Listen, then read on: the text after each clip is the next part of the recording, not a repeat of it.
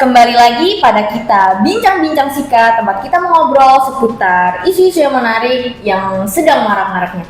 Tema kita kali ini adalah Spill Dong Dunia Pendidikan. Kali ini kita akan membahas tema-tema tentang pendidikan yang sedang marak nih diperbincangin di masyarakat.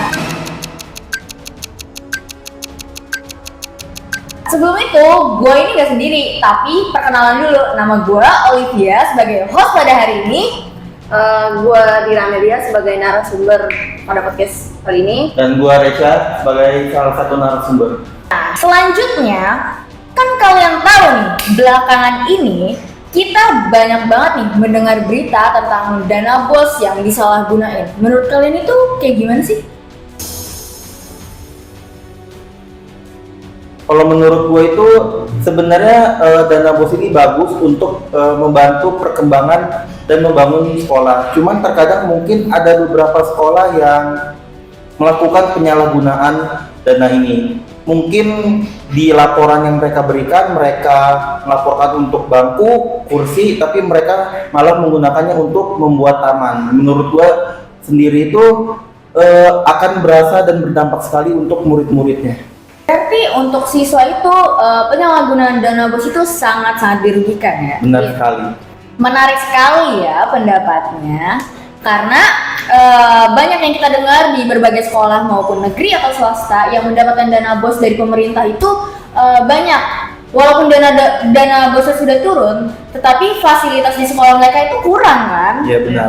Kalau gue sih mungkin lebih ke dengar beritanya ya. Jadi ada salah satu sekolah di sekitar rumah gue ini yang dimana mereka itu melakukan penyalahgunaan dana BOS. Untuk lebih rincinya penyalahgunaannya itu untuk apa itu emang gue kurang tahu. Tapi itu beritanya sudah cukup ramai di sekitar perumahan ini.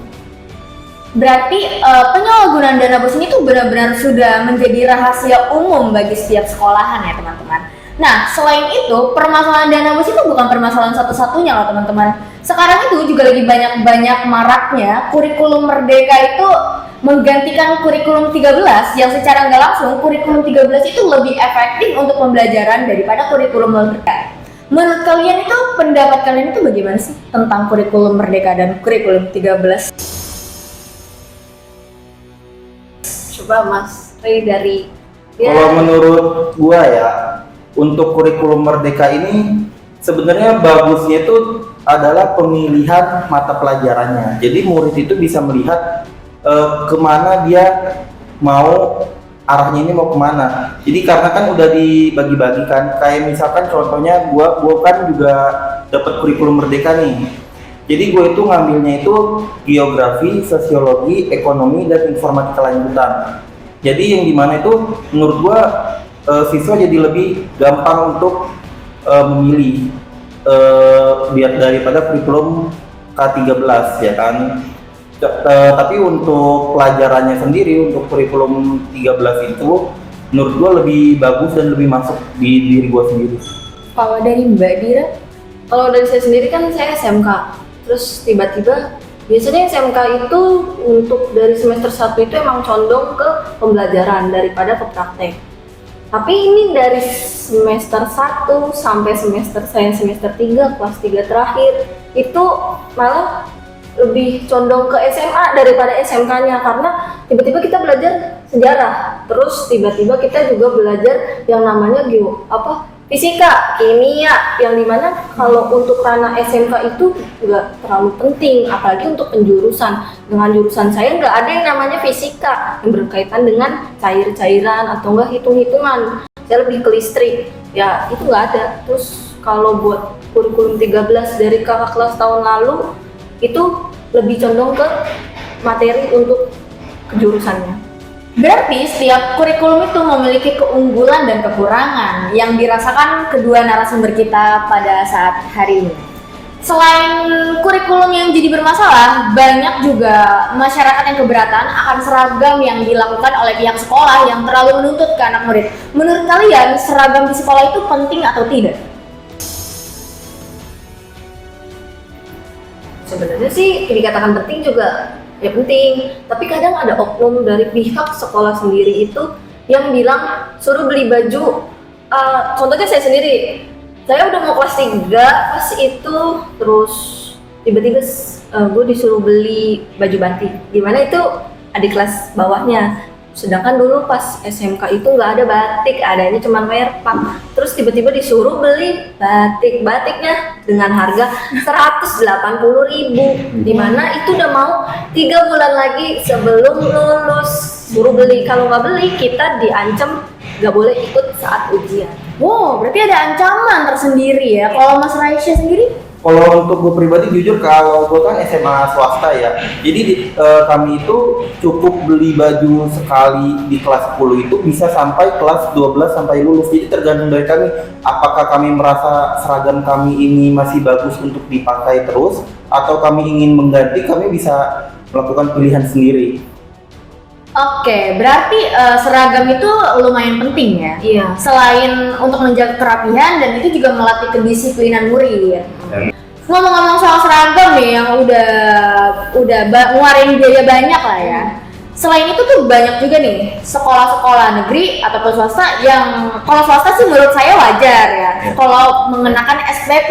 Nah, Ya, tapi kalau sekolah negeri itu mungkin rada aneh ya SPP, soalnya kan yang kita tahu negeri itu harusnya tanggung jawabnya dana bos dan pemerintah, yang dimana difasilitasi sekolah tersebut itu gratis. Nah, pendapat kalian bagaimana nih sekolah negeri itu yang dikenakan SPP, uang gedung dan lain-lain? Dari siapa dulu boleh menjawab? Kebetulan saya SMP, iya saya SMK-nya swasta, tapi dengar-dengar dari temen yang SMA-nya negeri, ya negeri berapa saya lupa, pokoknya ada, dia bilang kalau tiap bulan itu dia disuruh bayar SPP untuk gedung sekolahnya dengan iming-iming agar akreditasi dan lingkungan sekolahnya lebih bagus dengan harga 190. Wow, setiap bulan. Tapi itu untuk bangunan saja, belum untuk biaya fasilitas pembangunan masjid di sekolahnya. Negeri tuh ya. Negeri, sedangkan ya. Kalau dari Mas Raisya ada pengalaman? Jujur tadi gue kaget ya dengernya ya, karena kalau menurut gue itu kan pasti pemerintah menggelontorkan dana untuk sekolah-sekolah negeri, itu pasti menurut gue jelas, apalagi adanya dana bos, ya kan. Menurut gue ini jelas adalah dari pihak sekolahnya yang ada main. Ya kalau menurut gue ya, karena kalau pemerintah pasti memberikan dana kepada sekolah. Berarti ini juga banyak banget nih pengenaan SPP yang seharusnya tidak dikenakan untuk sekolah negeri, tapi malah banyak ya ternyata. Selain SPP nih juga banyak penyalahgunaan KIP yang tidak sesuai dengan targetnya lah, yang tidak sesuai target masyarakat. Ada yang mungkin orang mampu tapi tetap dapat KIP, sedangkan orang yang benar-benar mengusahakan KIP itu tidak mendapat bantuan sama sekali. Nah, kalian ada pengalaman tersendiri atau gimana? Kalau untuk pengalaman sendiri sih mungkin nggak ada, tapi menurut gue ini suatu hal yang menurut gue itu bagus sebenarnya. Ini tuh program yang bagus karena dapat membantu mungkin orang-orang yang kurang mampu, ya kan. Tapi yang harus diperhatikan adalah targetnya. Terkadang emang ada beberapa mungkin masyarakat yang sedikit bandel, ya kan, mereka memalsukan identitas mereka yang mungkin mereka secara ekonomi mampu untuk membayar kehidupan sehari-hari, untuk kehidupan anaknya sekolah mampu, tapi mereka memalsukan data agar mendapat KIP. Tidak terasa sudah sampai penghujung cerita kita hari ini nih Sobat BBS, tentang tema kita Spill Dong Dunia Pendidikan. Ternyata dunia pendidikan itu tidak tentang selalu pembelajaran materi, kegiatan, tapi ada juga yang perlu dikupas nih, seperti fasilitas, biaya, atau penyalahgunaan dana. Dan terima kasih kepada kedua narasumber nih udah berbagi pengalaman, berbagi cerita, dan mau menjawab pertanyaan yang tadi udah gue tanyain satu-satu. Sebelum itu, saya pamit undur diri sebagai host hari ini. Saya Olivia. Saya Dira Amelia. Gua Raisya. Kami pamit undur diri. Terima kasih.